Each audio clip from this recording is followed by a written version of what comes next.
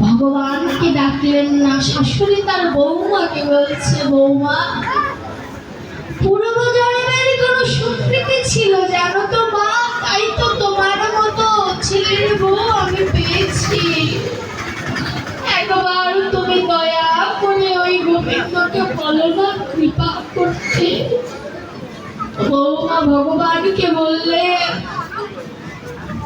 দয়াময়, পাপী যদি তার ভুল বোঝে ক্ষমা করে দিতে হয়, ক্ষমা করবে না। ভগবান ভক্তকে পরীক্ষা করার জন্য বললেন, না, ক্ষমা হবে না তোমার শাশুড়ি।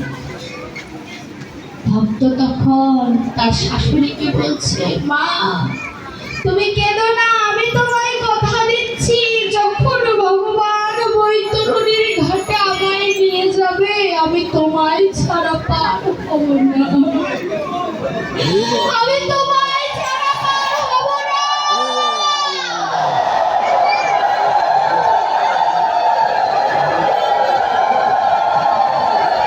তোমার ভয় নাই, তোমার ভয় নাই, আমি তোমায় কথা দিলাম। যখন এমন কথা বলেছে, ভক্তমাল গ্রন্থে নিজে লিখলেন, জোরে জীব দেখে নে আমার ভক্ত কেমন হয়। আমার ভক্ত কোনোদিন নিজের জন্য কিছু চায় না, আমার ভক্ত কোনোদিন নিজের জন্য চায় না। চাইবে কেন? যা চাওয়ার ছিল সেই গোবিন্দকে তো পেয়েই গেছে, তার আর কিছু চাওয়ার বাকি থাকে? এই জগতে মানুষ কাঁদে কেন? এই যে আপনারা এখানে এত ভক্ত রয়েছেন, সবাই কি কেঁদেছে? সবাই কিন্তু কাঁদেনি। ভাগবতে সুখদেব গোস্বামী কি বললেন জানেন? যে সবাই কাঁদে না, আর যারা কাঁদে তারা কেন কাঁদে জানো?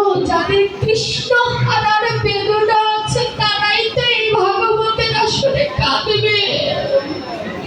সবাই তো কাঁদবে না।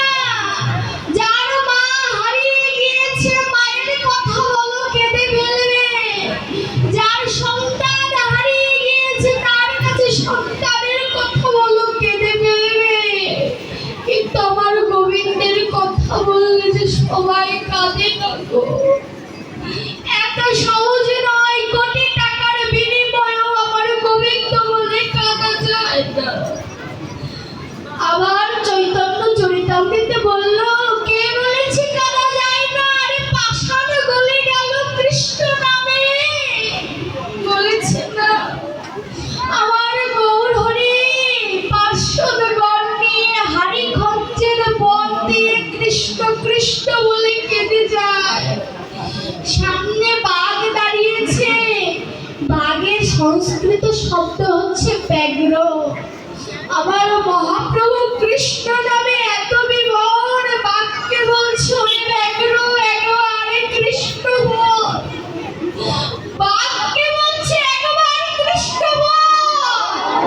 আর আমার মতো পাপিষ্ঠকে একবার কৃষ্ণ বলা হলো না।